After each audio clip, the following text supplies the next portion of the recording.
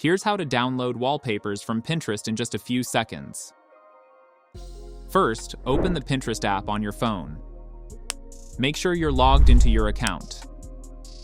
At the bottom of the screen, tap on the search icon. Now type wallpapers in the search bar at the top. You can search directly or pick a specific one from the suggestions. Pinterest is packed with options, so take your time and scroll.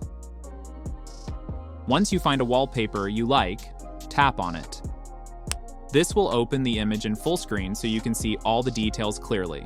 If you tap on the image, you'll get a 3-dot icon in the top. Tap on it. A menu will pop up at the bottom. From there, tap on Download Image.